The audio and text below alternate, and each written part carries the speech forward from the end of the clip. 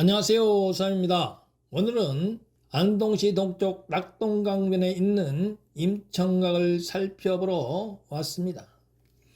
이 임청각은 1519년에 형조자랑을 지낸 고성희 씨 집안의 이명이란 분이 지었다고 하는데요. 고성희 씨가 안동에 처음 들어오게 된 것은 고성희 씨 쇼인 이황의 11세 손인 이정이 영산 현감을 지낸 후 사활을 피해 안동으로 낙향하면서부터라고 합니다. 그리고 임청각을 지은 이명은 고성희 씨 안동 입향조인 이증의 셋째 아들이라고 합니다.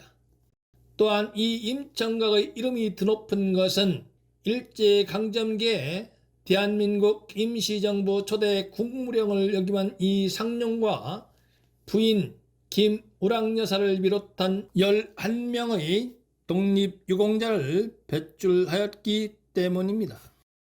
이러한 임청각이 자리하고 있는 입지를 살펴보면 안동시 동쪽 뒤편에 기봉한 영남산에서 동남쪽으로 뻗어 내리는 산줄기 끝자락에 임청각이 자리잡고 있고, 내륙에서 좌측으로 갈라진 후 뻗어 내리는 산줄기와 역시 내륙에서 우측으로 갈라진 후 뻗어 내리는 산줄기가 좌청룡과 우백호를 이뤄 좌우로 넘나드는 바람을 가름할 정도는 되는 것으로 판단이 됩니다.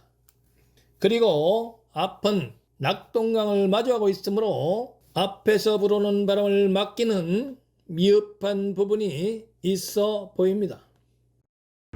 안으로 들어가 보겠습니다.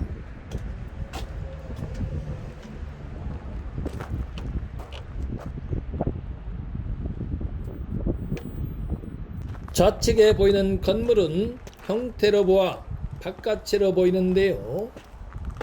중간에 문이 하나 있고 임청각 작은 전시관이라 되어 있네요.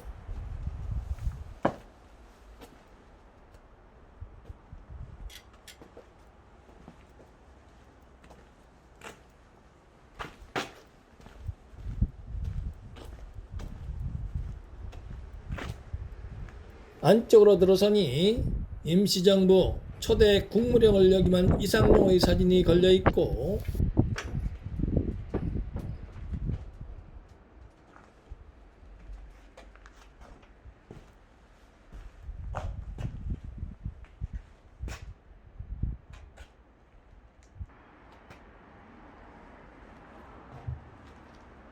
이 집안에서 독립운동을 하신 11분의 가계도가 걸려 있습니다.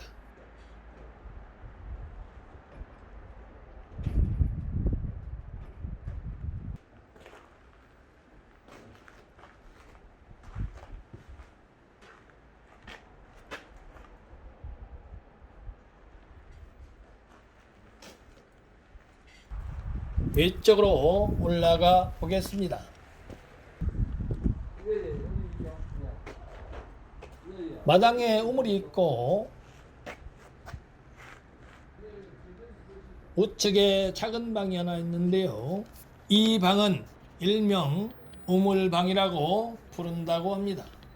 이 우물방은 일제강점기에 무라야마 지존이 지은 조선의 풍수에 3명의 정승이 태어날 것이라고 소개를 하고 있다고 하는데요. 이 집에서 첫 번째로 태어난 정승은 풍산유씨 집안으로 시집을 간 딸이 이 임청각 우물방에서 낳은 애손 유심춘이고, 두 번째 정승이 대한민국 임시정부 초대 국무령을 역임한 이상룡이라고 합니다. 그래서 이 임청각에서는 앞으로 한 명의 정승이 더 태어날 것이라 기대하고 있다고 합니다. 건물 중심에 대청이 있고 저 안쪽에 있는 방이 안방인 듯 합니다.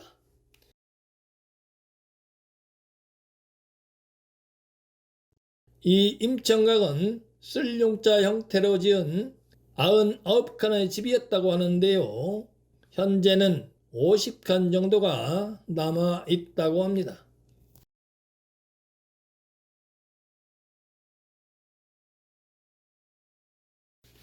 임청각에서 동쪽에 있는 대문을 열고 들어가면 군자정이라는 정자가 있고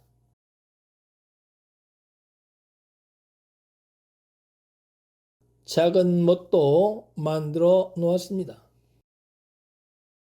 그리고 언덕 위에 사당이 있습니다만 만주에서 독립운동을 하면서 자금을 조달하기 위해 애아들 이준영을 귀국시켜 그 당시에 900원에 이 임청각 재택을 팔았기 때문에 현재는 사당에 조상의 위패가 모셔져 있지 않다고 합니다.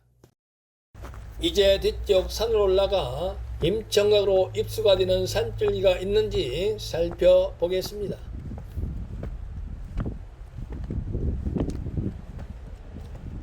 집 뒤편 산으로 올라왔는데요. 산줄기가 저 위에서 뻗어내린 후에 군자장 옆에 있는 작은 못 쪽으로 가늘어진 산줄기를 뻗고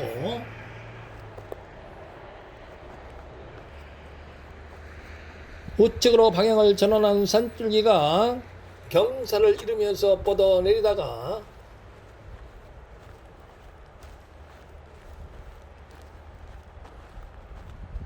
다시 우측으로 요도를 뻗어서 지지한 후에 좌측으로 방향을 전환한 산줄기가 임청각으로 입수가 되는 형상입니다. 그런데요, 집 뒤편에서 보면 생기를 유통하는 산줄기 등성이 부분, 즉 맥로의 중심은 대청 뒤편으로 형성이 되어 있고 정승들이 태어났다는 우물방은 좌측에 있고 안방은 우측에 있습니다. 옛날에 지은 고택의 면면을 살펴보면 이와 같이 맥로의 중심에 주로 대청을 배치하고 대청 좌측과 우측에 방을 배치하였습니다. 혹자들은 우물방에서 정승이 태어났기 때문에 우물방이 정기가 서린 명당이라고 주장을 하는데요. 제가 보기에는 산줄기가 우물방으로 입수가 되지 않았기 때문에 우물방이 명당이라고 주장하는 것은 어불성설, 즉 터무니없는 주장이라고 판단이 됩니다. 이 우물방은 이 집안의 태실, 즉 아이를 낳는 산실로 사용이 되었으므로 이 집안의 자손은 이 우물방에서 대부분 태어났을 것입니다.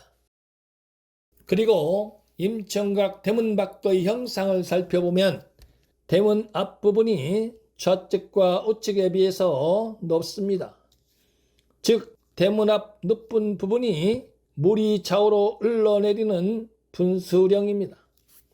또한 맨 밑에 있는 건물의 기단을 살펴봤을 때도 대문 쪽은 기단이 낮고 이 방향으로 갈수록 기단의 높이가 점점 높아집니다. 그리고 반대쪽도 역시 마찬가지입니다. 즉 대문 안쪽도 이 부분이 높고 좌측과 우측으로 갈수록 점점 낮아집니다. 이런 형상을 감안했을 때 분명히 이곳으로 뻗어내리는 산줄기가 있었던 것으로 판단이 됩니다. 그러나 집을 지으면서 임청각으로 뻗어내리는 산줄기의 형상을 육안으로 알아볼 수 없을 정도로 완전히 훼손을 했기 때문에 대문 쪽으로 뻗어내리는 산줄기가 대청으로 입수한 산줄기에서 갈라진 후 뻗어내리는 것인지 아니면 이곳으로 뻗어내리는 산줄기가 군자정을 통과한 후에 이곳으로 뻗어내리는 것인지 확신을 할 수가 없습니다. 따라서 임청각은 산줄기 형상만으로는 혈이 맺힌 여부를 판단을 할 수가 없어 기운을 체크를 해봤는데요.